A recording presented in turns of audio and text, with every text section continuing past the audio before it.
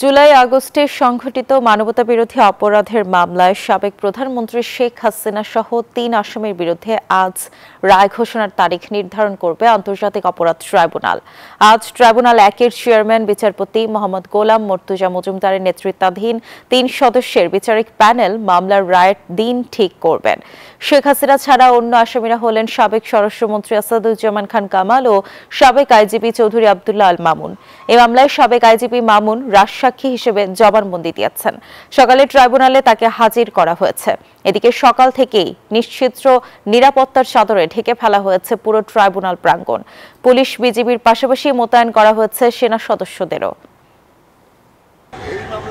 একমাত্র গ্রেপ্তারে থাকা আসামি চৌধুরী আব্দুল্লাহ আল মামুনকে ট্রাইব্যুনালে হাজির করা হয়েছে এবং আমরা যতটুকু জানতে পেরেছি বেলা 11:30টার পরে বিচারপতি গোলাম মর্তুজা মজুমদারের নেতৃত্বাধীন ট্রাইব্যুনাল 1-এ কবে শেখ হাসিনা সহ এই 3 আসামির বিরুদ্ধে রায় ঘোষণা করা হবে সেই তারিখটি নির্ধারণ করা হবে।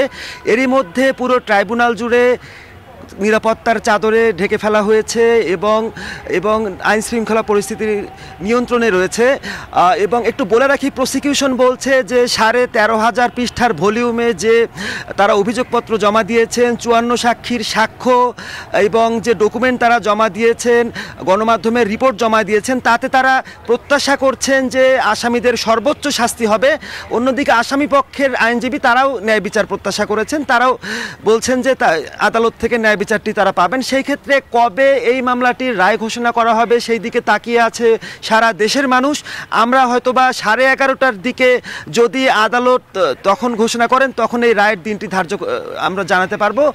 আমরা নিরাপত্তার বিষয়ে জানতে আমাদের আরেকজন সহকর্মীর কাছে যেতে চাই। ট্রাইব্যুনাল প্রাঙ্গণে আছেন আরেক সহকর্মী বদরুল আলম শাওন, আপনি আমাদেরকে জানাবেন সেখানে কি পরিস্থিতি দেখতে পাচ্ছেন? মাহমুদ, আপনি জানেন যে জুলাই গণঅভ্যুত্থানের পরে আন্তর্জাতিক অপরাধ ট্রাইব্যুনালের পুনর্গঠন হওয়ার পর সর্বপ্রথম মামলায় কিন্তু আজকের এই যে শেখ হাসিনা সহ 3 জনের বিরুদ্ধে যে মামলার রায়ের তারিখ নির্ধারণ রয়েছে সেই মামলাটি মূলত করা হয়েছিল জুলাই গণঅভ্যুত্থানের সময় মানবতা বিরোধী অপরাধ সংগঠনের ঘটনায়। এই মামলাটি করা হয়েছিল শেখ হাসিনা সহ সাবেক স্বরাষ্ট্রমন্ত্রী আসাদুজ্জামান খান কামাল এবং পরবর্তীতে পুলিশের সাবেক আইজিপি আব্দুল্লাহ আল মামুনের বিরুদ্ধে। তো এই মামলায় এখন পর্যন্ত আসলে আব্দুল্লাহ আল মামুন গ্রেপ্তার রয়েছেন, বাকি 2জনকে পলাতক দেখা হচ্ছে। এই মামলার এই রায়ের তারিখ নির্ধারণকে কেন্দ্র করে কিন্তু আমরা দেখছি সকাল থেকেই এই যে সুপ্রিম কোর্ট আদালত প্রাঙ্গণ পুরোটাই কিন্তু নিরাপত্তার চাদরে ঢেকে ফেলানো হয়েছে। বিশেষ করে সুপ্রিম কোর্ট প্রাঙ্গণের ভেতরে যে আন্তর্জাতিক অপরাধ ট্রাইব্যুনালের চত্বরটি, এই চত্বরটির কিন্তু আসলে আমরা দেখছি যে যৌথ বাহিনী দিয়ে আসলে কিন্তু মূল যে ফটক সেই ফটকে কিন্তু তাদের সতর্ক অবস্থান আমরা দেখতে পাচ্ছি, যেখানে সেনাবাহিনী, র্যাব, পুলিশের পাশাপাশি বিজিবিও মোতায়েন করা হয়েছে। পাশাপাশি আমরা সেনাবাহিনীর একটি এপিসিও আসলে সকাল থেকেই মোতায়েন করতে দেখছি। অর্থাৎ এই রায়কে কেন্দ্র করে যাতে কোনো ধরনের নাশকতা কেউ ঘটানোর চেষ্টা না করতে পারে এবং কোনো ধরনের অপরাধ অপ্রীতিকর ঘটনা সংঘটিত না হয় সেই বিষয়টি নিশ্চিত